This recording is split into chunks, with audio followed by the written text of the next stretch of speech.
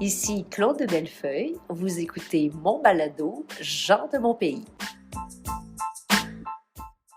Bonjour, bienvenue à mon 5e et dernier balado de Gens de mon pays. Et puis, je vous dis que je me paye la retraite pour ma 5e invitée. J'ai l'honneur et la chance, et je vous dis c'est un privilège d'avoir dans ma cuisine à Armstown Gabrielle Limoges, qui est directrice du groupe communautaire Une affaire de famille. Allô, Gabrielle? Bonjour!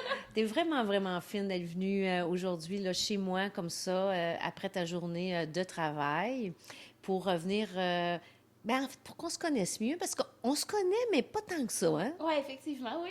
Toi, tu sais, comment tu m'as connue, toi? Je dirais que c'est dans des événements, là. Du temps où tu étais députée, tout ça. Puis que je pense que la première fois qu'on s'est rencontrés, c'était à l'épluchette de blé d'Inde de Ancréel. Oh mon Dieu, Ouais. OK, t'as de la mémoire. Ouais. C'est vrai, j'adore. En tout cas, moi, j'adorais aller à ces activités-là en créole. C'est un groupe important dans notre Oui. communauté, hein? Et puis toi, dans le fond, on va le dire aux gens, là, tu es directrice d'une affaire de famille qui est comme un groupe communautaire qui s'occupe de la famille, mais la famille dans le sens le plus large. Oui, exactement. Hein? Parce que souvent, famille, on pense juste parents-enfants, mais toi, c'est vraiment dans le sens le plus large. Hein? Oui, tout à fait. Dans le fond, nous, on a des services pour vraiment chacun des membres d'une famille de 0 à 99 ans. Parce que notre but est de travailler individuellement avec chacun des membres de la famille pour qu'après ça, chacun soit épanoui puis qu'ils vivent des relations harmonieuses au sein de leur famille. Fait on inclut là-dedans les grands-parents. Tout le monde est inclus dans le noyau familial, en réalité. Puis, on a 52 programmes différents pour répondre aux besoins de chaque groupe d'âge, de chaque problématique et tout ça. Fait que... Tu m'impressionnes, là, Gabrielle, parce que, premièrement, moi, je t'ai rencontrée plus quand tu étais intervenante. Oui. Hein? Tu animais des groupes de réinsertion sociale. Oui.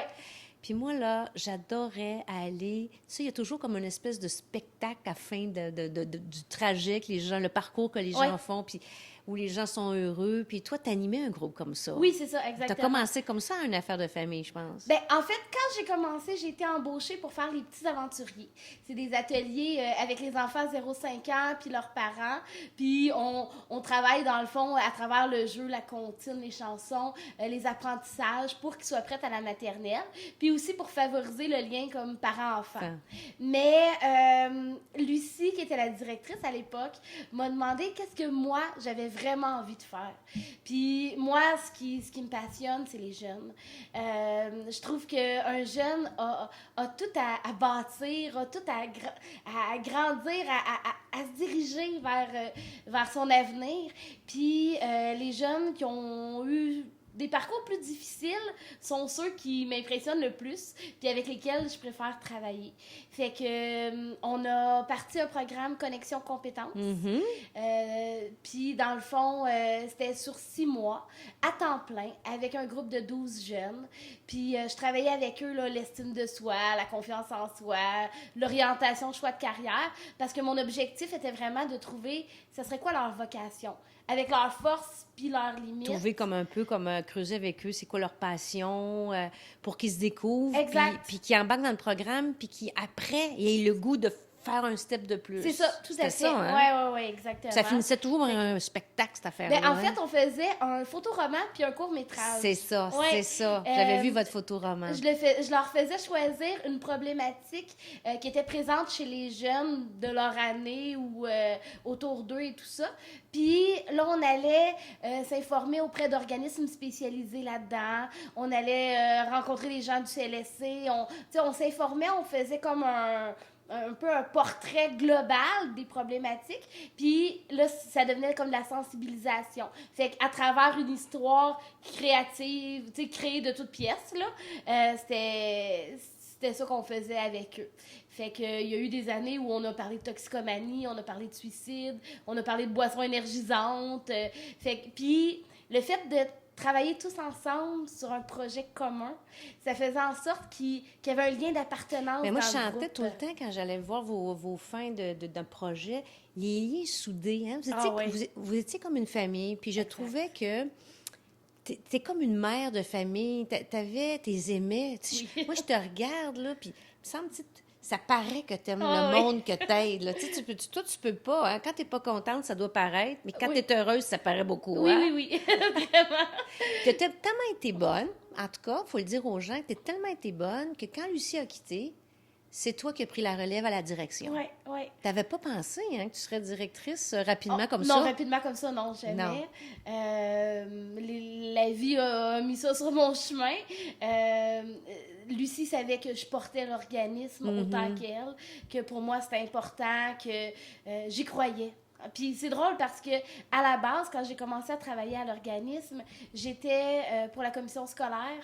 Puis pour moi, je pensais juste que ça ferait un petit bout de temps, le communautaire. Dans ma tête de jeune éducatrice spécialisée, le communautaire, bon, il gratte les fonds de tiroir, puis c'est difficile. Puis finalement, c'est tellement passionnant de travailler au communautaire parce qu'on travaille avec des gens qui sont là pour les bonnes raisons, puis qui veulent aller de l'avant, puis fait que j'ai adoré ça, Ah, puis, on a ça en commun, hein? Ah oui, oui. Ben, tu sais que moi, j'ai travaillé Oui. 16 ans hein, comme directrice aussi dans un groupe communautaire. Oui, Puis je dis souvent que tout ce que j'ai... Moi, je pense que j'avais 23 ans quand j'ai commencé à être directrice. OK. Et je dis tout le temps aux gens que qu'est-ce que j'ai appris pendant ces 16 ans-là, comment je me suis développée comme personne, c'est dans ce groupe-là. Ah oui. À cause de tout ce que tu dis. Parce qu'on est tiré par le haut. Il faut se dépasser, il faut être créatif, innovateur, audacieux. Parce que toi, tu es une fille très audacieuse. Oui. Vraiment, vraiment. Je te le dis, là, tu te présenterais là, à la mairie d'Armstrong, tu serais élue. Tu es tellement connue à Armstrong, tu es tellement une personne qui rayonne parce que tu as cette qualité de rassembleuse que tout politicien doit avoir quand il veut faire de la politique. Tu serais bonne. Oui, oui, mais Y as-tu déjà pensé? oui. Pas là, Non. mais quand, Ah! quand les enfants seront plus vieux, éventuellement, oui, ce serait quelque chose qui m'intéresserait. Oui. Quand même, il faut le dire, tu as 5 enfants. Oui, oui, c'est ça. Dont un tout petit de 5 ans. Fait que c'est beaucoup de travail. De Puis travail. j'ai besoin d'être à la maison. Fait que... Mais je te le dis, là, tu as toutes les qualités pour être une bonne politicienne. Mais merci. Parce que tu es honnête, tu es authentique, mais Ouais. aussi c'est que tu rayonnes, puis tu as envie de faire du bien. Puis je pense Ouais. que la base, c'est ça, hein? Totalement. Puis là, c'est quoi tes projets? Là? Ah là, t'arrives, t'as fait un voyage cet été en Gaspésie, je veux que tu me parles. Parce que ça, Ouais. je t'ai suivi sur Facebook, je suis un fan, je pense, de ta page. Et tu as été en Gaspésie pour aller inspirer une communauté, pour la rassembler autour d'un objectif commun. Oui, exactement. T'es partie là avec ta gang? Ou... Oui, oui, avec les enfants et tout ça. J'ai fait une conférence dans c'est un comité culturel, en fait, le Centre culturel Griffon, qui, c'est tout nouveau comme comité. Il y a une église, comme dans tous les villages, qui, malheureusement, est de moins en moins fréquentée. Et il essaie de donner une deuxième vocation à l'église en faisant des rassemblements, des spectacles, des événements, des choses comme ça. Puis des fois, ben, il peut y avoir des personnes qui sont réfractaires au changement. Donc, le comité a à défendre leur point de vue et tout ça. Puis, moi, étant donné que je crois énormément à la force de la collectivité, je crois vraiment que c'est en se soudant les coudes qu'on arrive à des grandes choses et tout ça, puis que même pour les gens qui veulent conserver l'église, parce qu'elle est très belle, l'église à Lanceau-Griffon, ben, d'avoir des rentrées d'argent grâce au comité et tout ça, ben, c'est bénéfique pour tous. Fait que c'est un peu ça que j'essayais de leur inculquer. Tu as fait une belle conférence. Positivisme. Oui, ben, basé sur ma vie. Ton histoire. Oui, exactement. Parce que ben, moi, je suis venue au monde avec des malformations congénitales. Mes parents ont eu à différents moments dans leur vie à se battre pour faire ma place. Ils ont été persévérants. C'est des gens très, très positifs. Puis, graduellement, ils se sont entourés d'un réseau très, très fort. Un grand cercle d'amis, la famille et tout ça. Puis, ben moi, ils m'ont transmis ça. Là. Moi, je suis très, très bien entourée. Et je crois en ça profondément. Fait que c'est un peu ce que je suis allée transmettre comme message, de dire... Pour les unir ensemble unissez-vous. autour... Ouais. Parce que la Gaspésie, c'est plein de petits villages, mais c'est tellement riche, c'est tellement beau, c'est tellement que leur faire prendre conscience de la chance de la qu'ils ont. richesse qu'ils ont. Oui, exactement. Alors, je suis sûre que tu as touché les cœurs des gens. J'osais pas t'en parler parce que pour moi, quand je te regarde, je vois pas vraiment quelqu'un de différent. Oui. OK? On dirait que tes malformations, on les voit pas. Oui. Parce que tout ce qu'on voit, là, c'est ton sourire, c'est tes yeux pétillants, c'est ton énergie positive.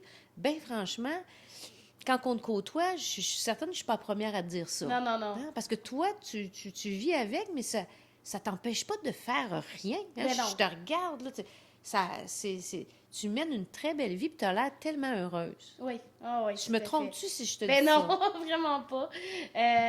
Mais je pense qu'à la base, tu sais, mes malformations sont un peu aidantes dans tout ça. Parce que ils m'ont permis de me développer, d'avoir une force de caractère, de faire ma place, de voir les défis comme, en fait, les obstacles comme des défis plutôt que comme des barrières.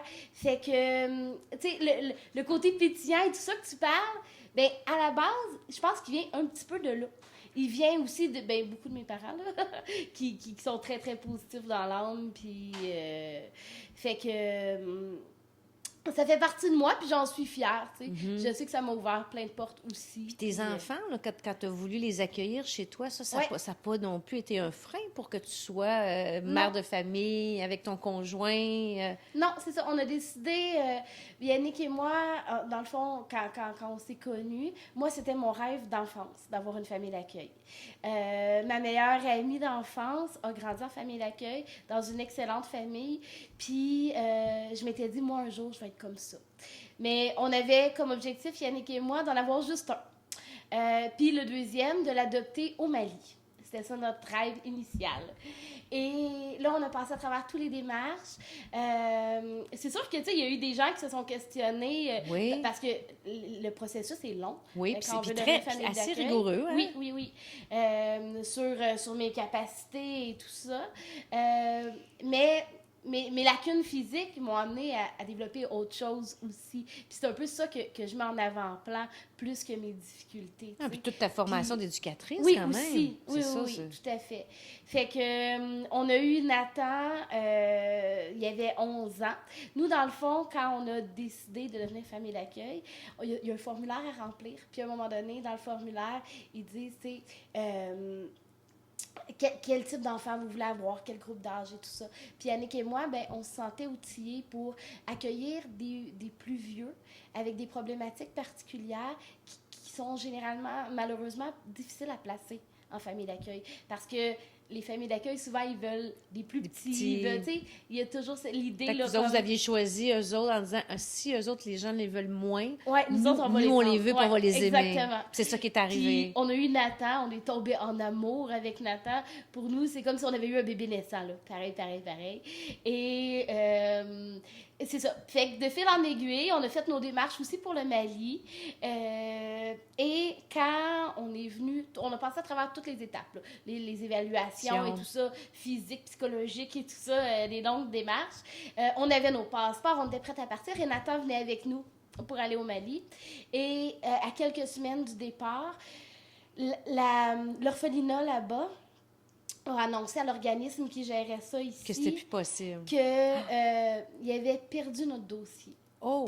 Fait que là, perdu le dossier, c'était un petit peu bizarre, tu sais, mais dans leurs critères au Mali, les handicaps ne faisaient pas partie des critères de rejet. Il y a des pays que oui, comme en Chine, ça fait partie des... OK. Oui, mais au Mali, c'était pas le cas. Ah. Et sauf qu'ils ont eu une mauvaise expérience juste avant notre dossier d'une femme en fauteuil roulant qui travaillait pour l'Office des personnes handicapées et qui est arrivée là-bas en s'attendant que ça soit bien adapté comme ici et tout ça. Fait qu'elle a fait des plaintes, elle a brassé bien les choses. Puis eux autres sont restés... ils sont restés amers, puis ils ont carrément mis mon dossier de côté. C'est la directrice de l'orphelinat que j'ai d'ailleurs rencontrée. Elle est venue faire un pique-nique ici au Québec. Wow. Puis, Qui t'a confié ça un oui, peu. ouais, qui nous a expliqué que, tu sais, il pouvait pas... J'ai jamais reçu de lettre de refus. Ça fait 11 ans, j'ai jamais reçu de lettre de refus. Mais... Puis de fil en aiguille, ben là, t'as ouvert ta porte à d'autres oui, enfants. ben en fait, c'est la travailleuse sociale qui était au centre jeunesse qui savait qu'on était en attente pour le Mali, puis qui a su qu'on était refusé. Elle nous a offert... Elle a dit, voici l'opportunité de mettre des enfants dans une famille où le bonheur règne. Exactement. Puis là, ben, c'était 2, puis ça l'a augmenté, tout ça. Puis là, on est rendu à 5, mais là, la famille est finie, c'est clair. On pourrait dire la shop est fermée, là. Oui, oui. Mais là, conciliation, travail, famille, diriger un organisme communautaire, c'est très exigeant. C'est toujours une espèce de stress. Hein, ça, on finit pas à 4h30. Hein, ça finit toujours par nous habiter. Tu arrives à la maison, tu as quand même, je pense que tu as un bon compagnon pour t'aider aussi, pour faire équipe pour les 5 enfants qui ont encore besoin de vous autres. Ben, peut-être 4 parce que là, Nathan est rendu quand même assez vieux. Grand, mais il y a encore besoin.